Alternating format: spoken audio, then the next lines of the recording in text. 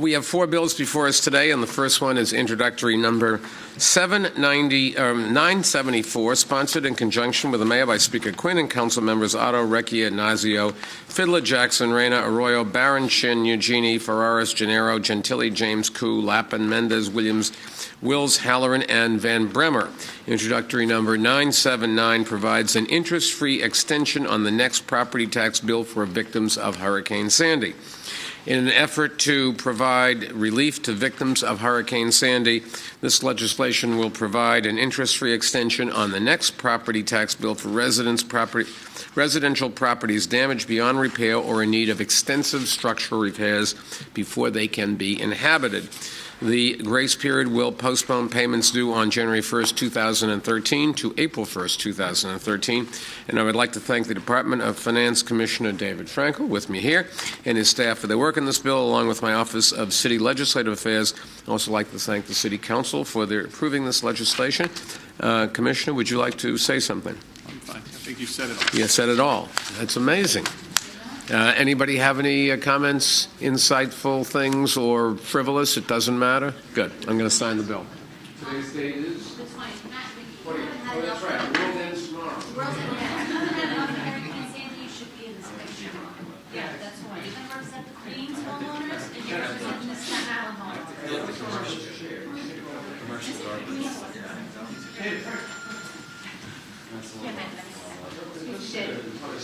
I think on this.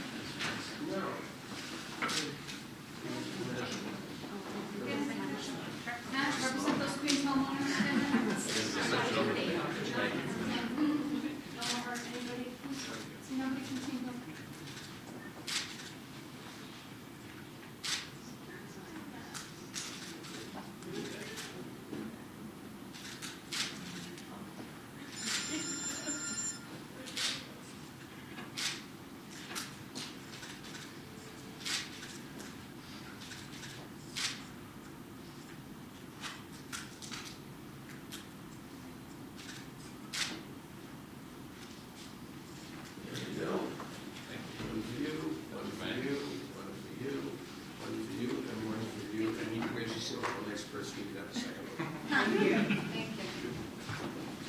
Okay, the next bill before us today is introductory number 958. I'm a little bit dyslexic today.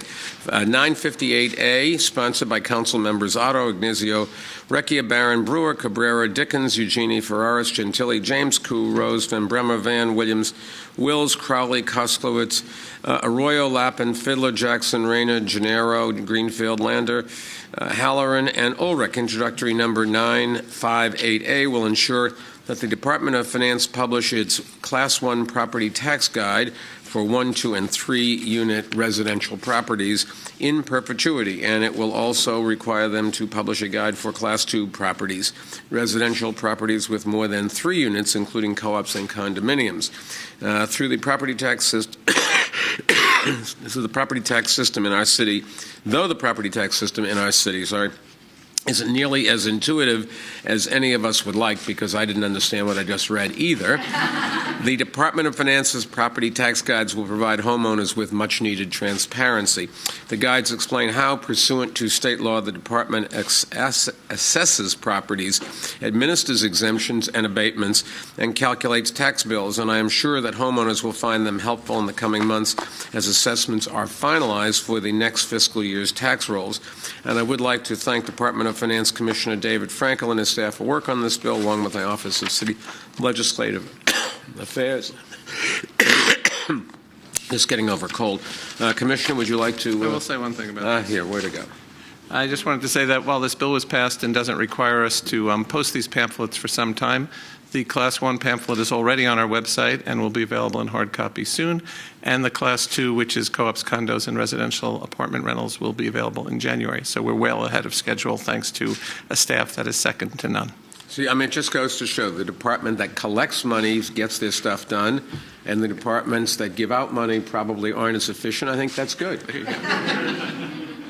Anybody else?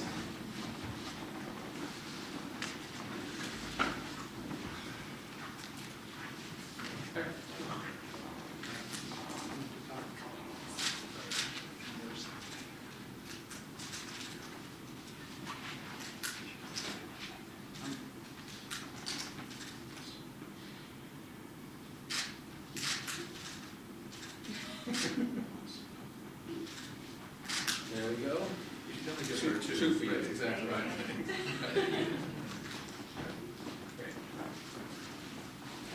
Third bill before us today is introductory number 926A, sponsored by Council Members Lappin, Garodnick, Brewer, Fiddler, James, Koo, Lander, Recchia, Rodriguez, Arroyo, Van Bremer, Jackson, Reyna, Barron, Gennaro, Greenfield, Williams, Halloran, and Ulrich. Introductory number 926A extends the biotechnology tax credit, which sunsets on December 31st, 2012 until December 31st, 2015. Biotechnology, as you know, is a form of technology involving the scientific manipulation of living organisms too, to produce products, I did that one deliberately, to produce products conducive to improving the lives and health of plants, animals, and humans. The biotechnology tax credit provides qualifying firms with a refundable credit for 3 types of expenses: acquisition of research and development property, employee training, and other research and development expenses. The biotechnology tax credit is a major facet of our administration's 5-borough economic opportunity plan. Not only will this credit foster the growth of biotechnology as a major industry in New York City, it will create the kind of high-paying jobs critical to our city's continued growth. And I want to thank once again our Commissioner, David Frankel. But there he is. That's okay. Do you want to say something on this one? No, thank you. That's quite all right. Let the record show that he was here. Anybody else? Biotax, this is the Marty Gold. Marty Gold was councilman. Really? It's signing it for the last 11 minutes.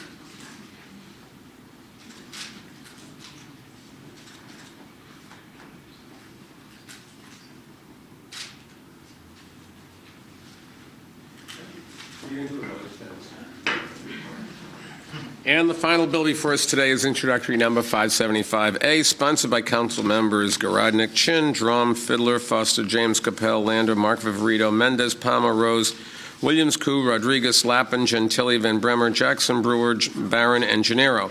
Introductory number 575A requires newly constructed multifamily residences to provide adequate space to store and sort designated recyclable materials.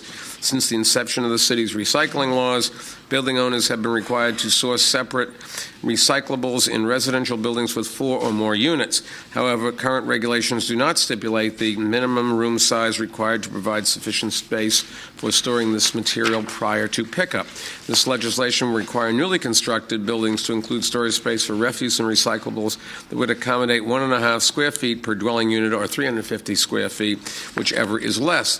The allocation of these rooms must be included in construction documents and configured to permit unobstructed access by residents and building personnel to store refuse and recyclables. In addition, elevator apartment buildings must have an area within a fire-rated enclosure on each floor of a minimum of 5 square feet for the temporary holding of recyclable materials.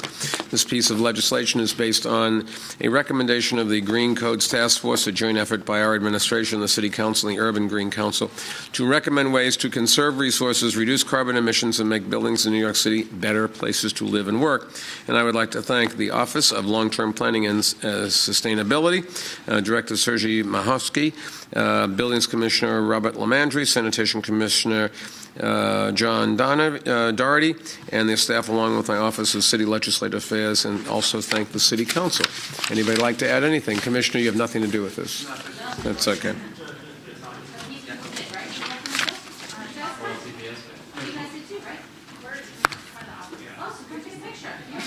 Everybody. We need some more pens. Yeah. Team Bloomberg, everyone's calling team.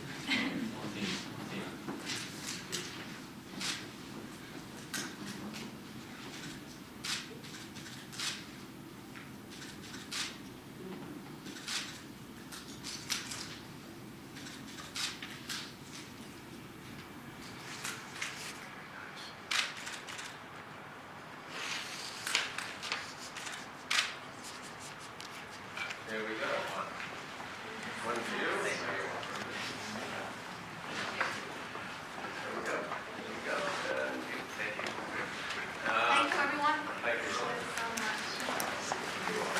Thank you, everyone. Thank you, everyone.